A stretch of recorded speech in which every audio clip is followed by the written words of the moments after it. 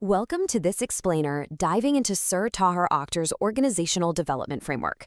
Today, we're tackling something literally every single professional has to grapple with at some point: how to transition from chaotic, reactive management to elite, proactive leadership. We're going to break down these concepts on administration and customer dealing, turning what could be abstract corporate ideas into a highly practical toolkit for your career. All right, let's dive right into this. Here's our roadmap for today. 1. The foundations of elite administration. 2. Mastering core customer service. 3. Actions. 4. Avoiding common service pitfalls. 5. Developing a proactive mindset. And takeaways. Let's get started. Section 1. Foundations of elite administration. So I want you to picture the sheer friction of a completely disorganized office. You know the drill. Phones are ringing off the hook, files have gone missing, everyone's stressed out, and nobody really knows who's in charge of what. That kind of chaos is exactly what happens when a business tries to run without a solid structural foundation. To fix that, we have to start at the very bedrock of operations. Administration isn't just about shuffling paperwork, right? It's the actual process of planning, organizing, managing, and controlling daily operations so you can hit those strategic goals efficiently. Think of robust administration as the central nervous system of any enterprise. It's the vital engine that converts high-level organizational policy into real, on-the-ground momentum.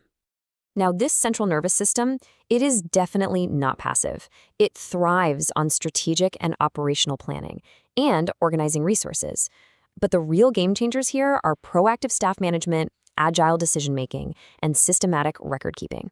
A top-tier administrator doesn't just sit around reacting to whatever lands on their desk.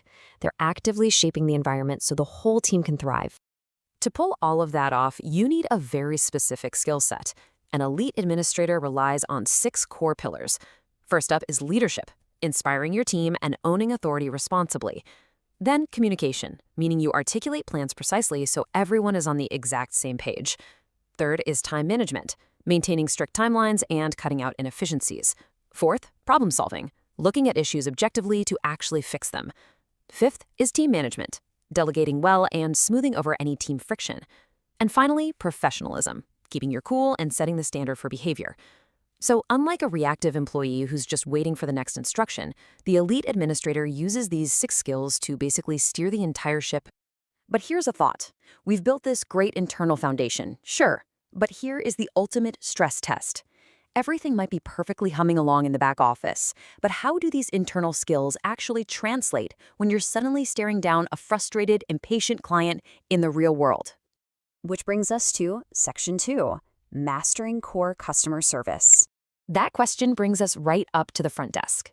We are leaving the administrative back office and stepping straight into the customer-facing reality. Because let's face it, excellent administration is completely invisible to the outside world if your customer dealing is subpar. Mastering this frontline interaction demands 6 core qualities. You really have to listen, carefully acknowledging emotions so the customer actually feels valued. You've got to speak politely and maintain a respectful tone. It requires extreme patience, staying completely calm when things get tense. And this is crucial. You have to diagnose core needs. You need to figure out exactly what the customer requires so you can align the right service. Pair that ability to diagnose with accurate information and lightning-fast response times, and boom, you've created an exceptional client experience. Section 3. De-escalating difficult customer interactions. But let's be real for a second, it's not always smooth sailing. Imagine you're standing right across from a furious client. Their voice is raised, they're super unhappy with the product, and you can literally cut the tension in the room with a knife. Poor communication right here will instantly turn a solvable problem into an absolute disaster. When the temperature rises, you need a proven framework. Step 1. Stay calm. Regulate your own emotions and intentionally lower your voice level. Step 2. Listen intently. Don't interrupt them, just let them vent fully. Step 3. Show empathy. Acknowledge their concern to take the air out of the room. Step 4. Apologize. Take firm responsibility for any organizational mistakes. Step 5. Offer a solution, proposing logical corrective action right away. And finally, Step 6. Follow up to make absolutely sure the issue is permanently resolved. This right here is your rapid response toolkit for any escalation. And remember, de-escalation isn't just about the words you say. It's entirely about how you say them.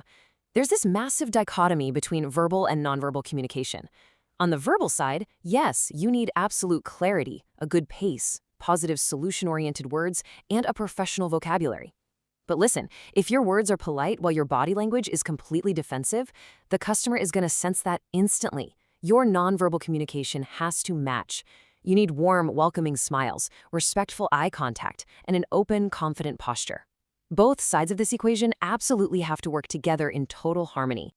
Moving on to Section 4, Avoiding Common Service Pitfalls. All right, now that we know what to do, we have to talk about what absolutely not to do. When that de-escalation framework is ignored, we run headfirst into corporate nightmares that can permanently damage a brand. Arguing with customers? Huge mistake. Aggressively defending your policies only destroys trust. Your focus always has to be on constructive diffusion. Then there's giving out false information. Just throwing out speculative answers instantly kills your credibility. Ignoring complaints is another massive trap. Leaving tickets unresolved leads straight to negative publicity. And finally, delayed responses. Lagging communication doesn't just annoy the customer, it practically shouts to them that you've got a really poor operational structure behind the scenes. So if you can run the back office and handle frontline customers without falling into those traps, you are a really good administrator. But how do you level up? What actually separates a fundamentally good administrator from a truly strategic executive? Section 5, Developing a Proactive Mindset. This right here is the final stage of professional empowerment. We're stepping away from daily task management and moving up into the executive suite, which requires a fundamental shift in how you view challenges. Reactive people work to put out fires. Proactive leaders build fire-safe frameworks. Transitioning to proactive action means you're actually anticipating operational challenges and innovating before the issues even happen. It's literally the difference between being a frantic firefighter and an elite architect. So how do we take that high-level philosophy and apply it to your daily routine? Well, proactivity in practice looks exactly like this. You architect and verify schedules ahead of time. You spot business risks while they're still in their formative stages, rather than waiting for them to explode into a crisis. You proactively suggest actionable workflow improvements to your team, and you follow up diligently on anything that's incomplete. You aren't just letting the workday happen to you, you're actively orchestrating it. Section 6, Key Strategic Takeaways.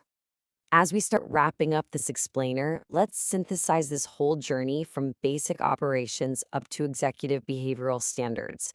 These are your 4 pillars of professional success.